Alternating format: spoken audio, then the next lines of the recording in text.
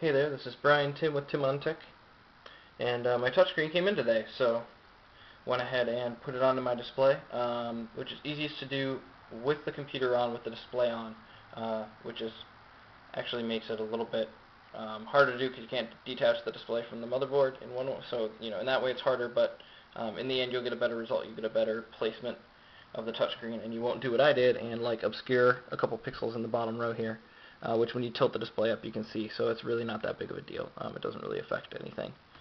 And then let me show you how the cable runs. So the cable on mine comes off the top here, and if you order the same kit as mine, it'll come off the top, connects to the cable from the controller, and it fits just nicely, actually, quite perfectly in this little slot back here between the battery bay and kind of the back of the case where the hinge would sit, if I had the top half hooked up like you normally would. So let's go ahead and move this display over, and we will zoom in a little bit on the area where the touch controller is, so I can explain what's going on back here.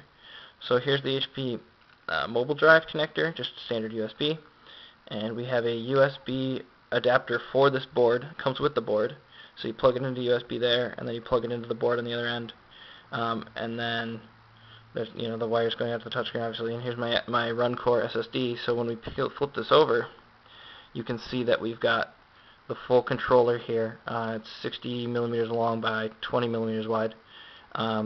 These two so far haven't interacted in a way that would cause either of them to short out or cause any problems. So far it's been good. I'm probably going to put some kind of an insulator on the bottom of the SSD just to make sure that nothing happens once I get this thing all cased up. I'm going to make it so I can open the case for future upgrades, but I really don't want to open the case for future, for anything but an upgrade. I want it to be as OEM-esque as possible. I want it to be just as stable, because I'm going to be throwing this around in my backpack and whatnot. So that is how that works. Let's go ahead and put the touchscreen kind of back where it belongs here.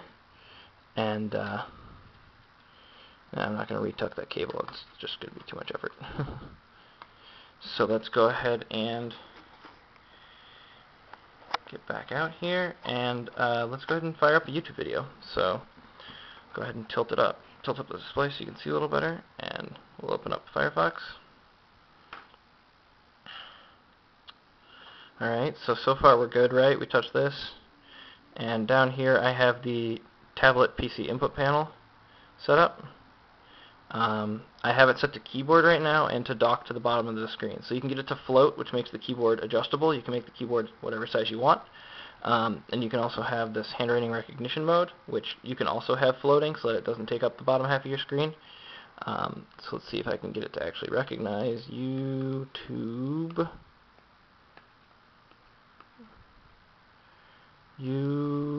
Nope, okay, youths.com.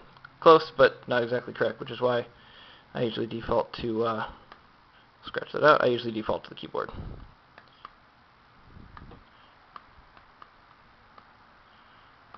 Okay, and obviously we've got some pre-results coming up here. Thank you, Firefox, for that. I'm actually using the stylus. The stylus actually came with the touchscreen kit, which is nice. It's just a nice little pen stylus. And it also, if you flip it over and click it out, it's a black pen as well. So, I guess if you always carry a pen with you, you can also carry a stylus with you. So, and then the key to close the keyboard, obviously hit the X here and we go back to full screen. But I'm going to go ahead and search for a video. So, well, actually I won't. I'll pull it out of my favorites. Although apparently it wants me to sign in, so I will sign in, then we'll pull it out of my favorites.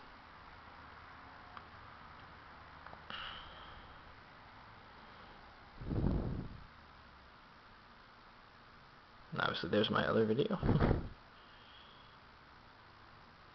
As you can see, there's a little bit of flakiness near the edges. I haven't set up the edge compensation yet. I haven't done any kind of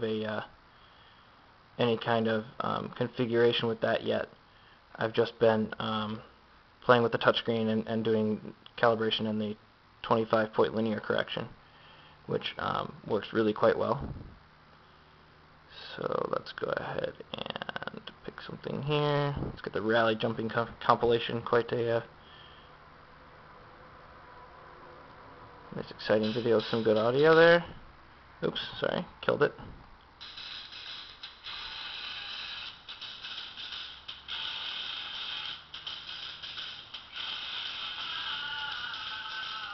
So obviously, as you can see, video works, and there's no cords hooked up at all. It's running on battery power. It's running on wireless. It's all being done with the touchscreen. So yeah, it's perfectly functioning. It's basically a tablet at this point. It's a matter of getting the cables routed and modding the case to accept this thing, and making it look nice and polished. So that is what I have so far. So you've got so let me actually show you the other modes here that we can do with this.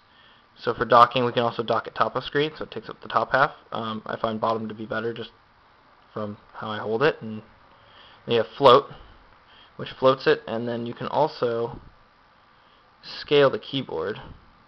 If I can hit the corner. So this is always an option here. And then if we go to tablet, see that the handwriting recognition mode is much better when you're just doing a normal float, because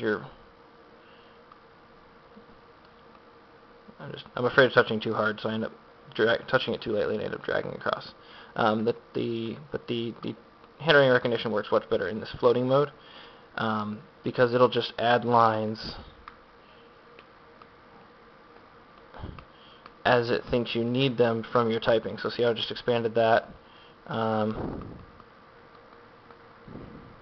Oops. I ended up deleting it, but you need to have a little bit of a mini keyboard there. And you can also do right character by character. You can do personalizing. I haven't actually personalized this yet, so that might be part of the reason why it's not working as well. But yeah, that's it. Perfectly functioning. Got the touch screen from my digital discount for $85, I think, plus like $10 to get 2-day shipping on it. I think it's a great investment personally, but then again, I'm doing a whole tablet mod, so at the end of this, I'm going to have with the SSD and the touchscreen upgrades, it's going to be about a $600 machine that I can take with me and draw on and doodle and take notes on. And this has been Tim on Tech.